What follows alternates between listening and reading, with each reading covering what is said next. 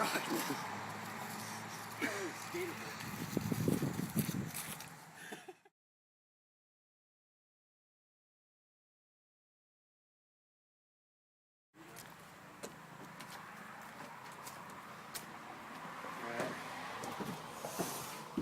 on down to my man cave. Lauren, I'm not gonna bite. This crazy motherfucker will, though. Don't bite your face right now. Yeah, this is Jameis here. He has a 10/20 vision, so I usually have to put glasses on him. I want to check this out. Asian eyes.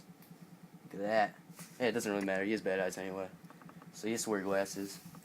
This ain't bad, you know. I used to have a sweet little setup in South Cali, but you know, I got shipped out to move my grandma out here in fucking Connecticut. Yeah, she's alright though. She makes some mean fucking lasagna, I can tell you that much. So, so what do you want to know? Alright. So from the beginning, I guess, you know. You want to know about rollerblading? This all started back when I was about yay tall in Cali. I met this guy named BJ Bernhardt, you know. He was just filthy on the skates. And he said I had a lot of potential, you know. He kind of took me in his zone, but I kind of had a dick father. Said skating would get me nowhere, so he sent me out here.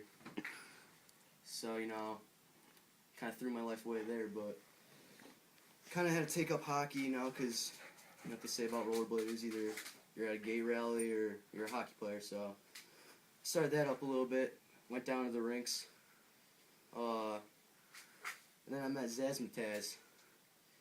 He, first guy I know, Mexican descent. He was trying to go for this record, you know, most consecutive games by a man of color, not the Pee Wee Leagues. Yeah, I met him there, took me in, he's like, hey, I got this movie I'm doing. It's called Attorneys at Skate. I said, don't know what that is. But you know what, I did it. Kind of turned my life around, got me back on the skates. You know, I was a little hesitant at first, because I did one of those Danny Glover moments, where I'm like, yeah, I'm getting too old for this shit, you know. That was a long time ago. It was a good decision. Come on, buddy, you have to wear them. You have to wear them. Come on. Like, I know my life story kind of sounds like one of the shitty Green Day songs, but, you know, it is my life. I live with it every day. I deal with it. And, you know, I just gotta take it day by day.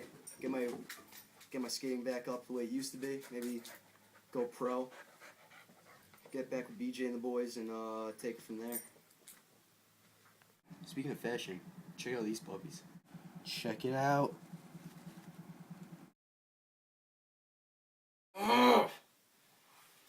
This is me and Granny's VHS collection. You know, she doesn't like to pay for DVDs, but it's whatever. She's old-fashioned like that. Some of these are alright. Like right here, Shaquille O'Neal and Kazam. Now this was a movie. Like it was PG, and she wouldn't let me watch it till I was like 14. But it was pretty good. You know, like I don't know. What else we got? You know,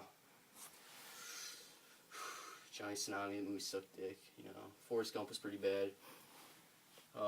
Bruce Willis in The Sixth Sense. Now that was pretty good by him. Like I got Die Hard 3 here, and between the two, I'd go with this one. You know, Three Ninjas here. Nothing wrong with that. That was a pretty good movie.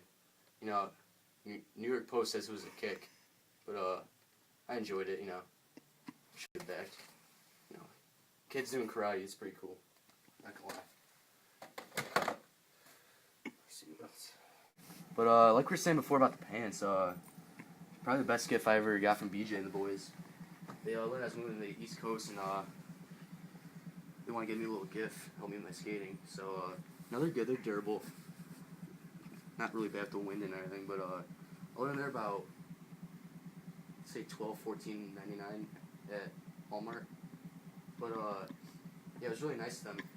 It's one of those memories you have with your old friends and all from where you used to live. Helps you get through your life on the East Coast, which kind of sucks, but it's whatever.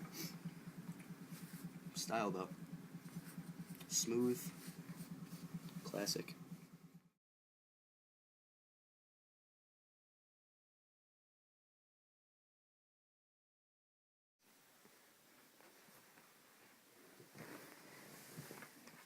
You want me to start from the very beginning? So, I was born in the Brown Stadium field, Cleveland.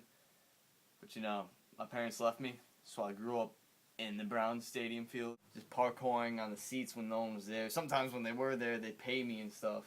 Just stayed there, never left. No one ever yelled at me. Just one day I got this brown shorts and brown shirt and just never took them off. But I got kicked out one day because I started this big knife fight to a whole bunch of Cleveland Brown fans and some Patriots fans. It's not even a rival, but it happened. So I got that scar right here. Yeah, and it's got out of hand. They got a restraining order on me, and it's like, I don't know. Then these nice people just adopted me, and we moved to Connecticut. Honestly, I don't know why they adopted me. I was just in the parking lot. They're like, "You were that kid in that knife fight, right?" I was like, "Guilty as charged." It's like, well, we got this place in Connecticut, so there I am in Connecticut, just wandering around. Went to this pee-wee hockey game, parkouring in the seats. Just doing my thing. This kid just walks up to me. This colored kid. Said his name was Zasman. And I knew right there he was a professional. I was like, all right, Zasman, what do you want from me? So, I don't know, I had a conversation with him, and we were looking at this kid playing hockey. He's disgusting. We're like, wow, that's him right there. We all just teamed up together, started living in the same house for some reason.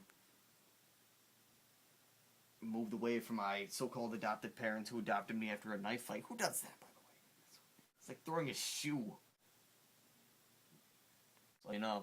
So, I grew up around people, so, I'm a real people's person. I just talk to them. And then I always bring up the story of my parkour and just start doing stuff in front of them. That's how I used to get money. Just getting paid from random people on the street. Like, yo, give me $5 and I'll triple front flip that. No big deal. Oh, there's Leroy Brown doing his parkour. Whoa, he did his triple front flip out of nowhere. I have no idea what's happening. Of course I wouldn't. Oh, yeah, I would. So, we moved into this house, and it's been a story ever since. Hey, Gold, what are you reading over there? Some Asian porn. Whatever. Exactly.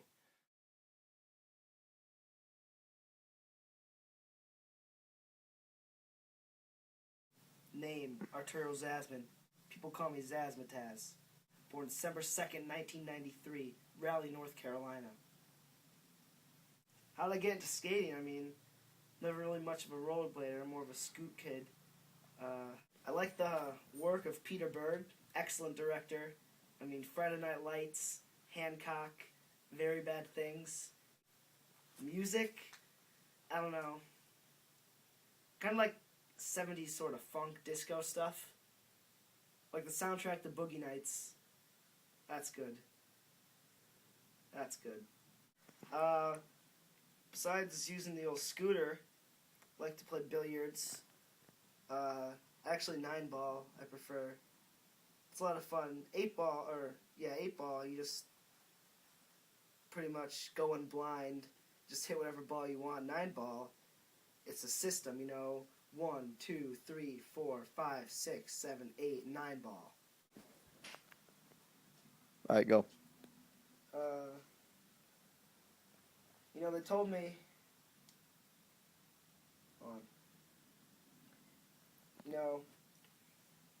here I am, telling secrets, start over. Here I am, telling secrets to the one guy I'm not supposed to tell secrets to, Billy Crudup, Almost Famous. But yeah, that pretty much sums up my childhood right there. Didn't really move around too much, pretty much stayed put in Connecticut for a while. I tore up most of the eastern and western parts of it. Now I'm located in the central area, Southington. Sometimes I like to hit up Meriden. They got a nice Dairy Queen. Oh, parents. Mom and Dad, very nice people actually. Died yesterday, both of them.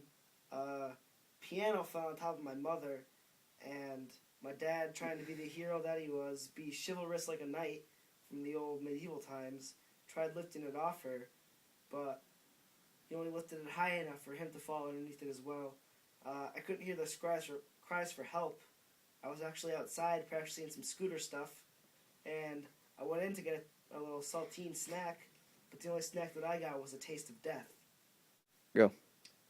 So yeah, how I met JJ actually, I was a hockey player, and I was actually going for the Pee Wee record for most starts by a minority or person of color, as you can see.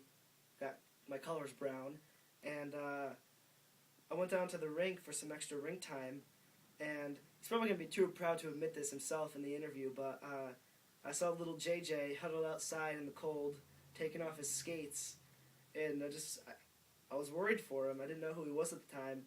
I said, "Hey kid, why are you out here in the cold?" He said, "Can't afford the price of admission for the rink." And it really got to me. So I said, "All right, JJ." Well, I didn't say JJ because I didn't know his name, but I said, "All right, kid, I got you. I'll pay for your rink time." And his eyes, the shine, the glisten in his eyes, at that moment, I knew that we were destined to become friends. So we pretty much just hung out at the rink every few times a week. Really burnt a hole in my wallet there, having to pay for him every single day at the rink. But it's worth it because now we're pretty good friends. Leroy, actually, another funny story. I was actually, the day that I broke my record, I did break the record. The day I broke the record for my Pee Wee minority starts, right after the game, I saw a little kid begging for food in the aisles of the seats. And when somebody would say no, he'd say, "Well, watch this," and he'd do a nasty parkour move off the bleachers. And I said, the kind of kid that has the gall to say, "You know what? I'm not taking no for an answer. I'm going to show you something that would make you want to give me food." And just do it. I knew that I too had to be friends with this guy. And I went up to him that day right after the game, and I said, "Hey, join me." And that's pretty much where Eternus at Skate was born. Yeah. The hope of your vision.